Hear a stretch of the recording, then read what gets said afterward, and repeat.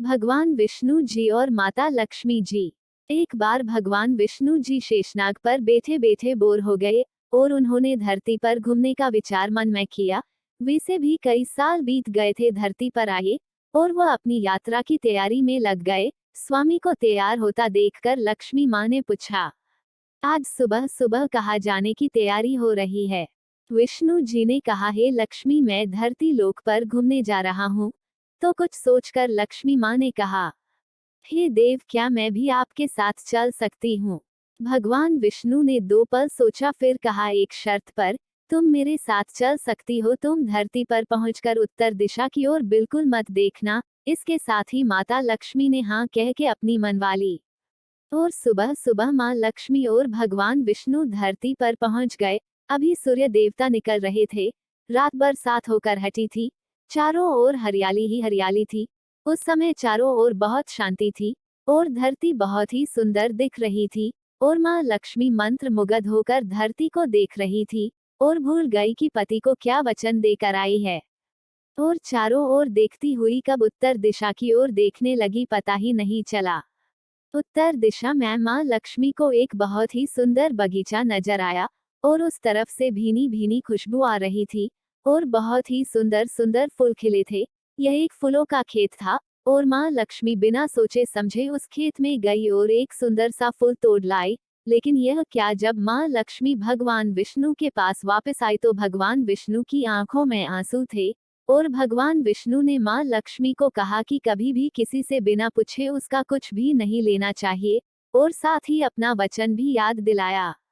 माँ लक्ष्मी को अपनी भूल का पता चला तो उन्होंने भगवान विष्णु से इस भूल की माफी मांगी। तो भगवान विष्णु ने कहा कि जो तुमने जो भूल की है उसकी सजा तो तुम्हें जरूर मिलेगी। जिस माली के खेत से तुमने बिना पूछे फूल तोड़ा है, यह एक प्रकार की चोरी है। इसलिए अब तुम 3 साल तक माली के घर नौकर बनकर रह। उसके बाद मैं तुम्हें बैकुंठ में वापस बुलाऊंगा। माँ लक्ष्मी ने चुपचाप सर झुकाकर हाँ कर दी। और माँ लक्ष्मी एक गरीब औरत का रूप धारण करके उस खेत के मालिक के घर गई। घर क्या, एक झोपड़ा था और मालिक का नाम माधव था। माधव की बीबी, 2 बेटे और 3 बेटियां थी। सभी उस छोटे से खेत में काम करके किसी तरह से गुजारा करते थे। माँ लक्ष्मी जब एक साधारण और गरीब औरत बनकर जब माधव के झोपड़े पर गई तो माधव ने पूछा, बहन तुम कौन हो और इस समय तुम्हें क्या चाहिए? तब माँ लक्ष्मी ने कहा, मैं एक गरीब औरत हूँ, मेरी देखभाल करने वाला कोई नहीं। मैंने कई दिनों से खाना भी नहीं खाया, मुझे कोई भी काम दे, साथ में मैं तुम्हारे घर का काम भी कर दिया करूँगी। बस मुझे अपने घर में एक कोने में आसरा दे दो। माधव बहुत ही अच्छे दिल का मालिक था, उसे दया आ गई। लेकिन उसने कहा, बहन मैं तो बहुत ही गरीब हूँ। मेरी कमाई से मेरे घर का खर्च मुश्किल से चलता है। लेकिन अगर मेरी 3 की जगह 4 बेटियां होती तो भी मैंने गुजारा करना था। अगर तुम मेरी बेटी बनकर जैसा रूखा सूखा हम खाते हैं उसमें खुश रह सकती हो तो बेटी अंदर आ जाओ। माधव ने माँ लक्ष्मी को अपने झोपड़े में शरण दे दी और माँ लक्ष्मी 3 साल उस माधव के घर पर नौकरानी बनकर रही। जिस दिन माँ लक्ष्मी माधव के घर आई थी उससे दूसरे दिन ही माधव को इतनी आमदनी हुई फूलों से कि शाम को एक गाय खरीद ली।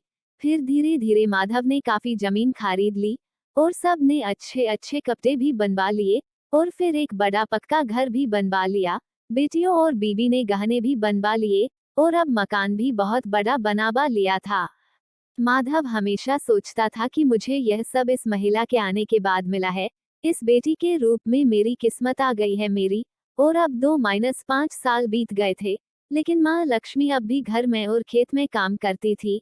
एक दिन माधव जब अपने खेतों से काम खत्म करके घर आया तो उसने अपने घर के सामने दीवार पर एक देवी स्वरूप गहनों से लदी एक औरत को देखा।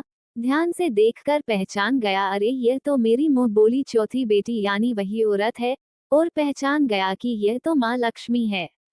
अब तक माधव का पूरा परिवार बाहर आ गया था और सब हैरान होकर माँ लक्ष्मी को देख रहे थे। माधव बोला, है माँ हमें माफ कर, हमने तेरे से अनजाने में ही घर और खेत में काम करवाया है माँ, यह कैसा अपराध हो गया है माँ, हम सबको माफ कर दे। अब माँ लक्ष्मी मुस्कुराई और बोली, है माधव तुम बहुत ही अच्छे और दयालु व्यक्ति हो। तुमने मुझे अपनी बेटी की तरह रखा, अपने परिवार के सदस्य की तरह। इसके बदले मैं तुम्हें वरदान देती हूँ कि तुम्हारे पास कभी भी खुशियों की और धन की कमी नहीं रहेगी, तुम्हें सारे सुख मिलेंगे जिसके तुम हकदार हो। और फिर माँ अपने स्वामी के दोबारा भेजे रथ में बैठकर बैकुंठ चली गई। अगर आपको मेरी कहानी पसंद आई हो तो आप मेरा चैनल सब्सक्राइब कर दे। धन्यवाद।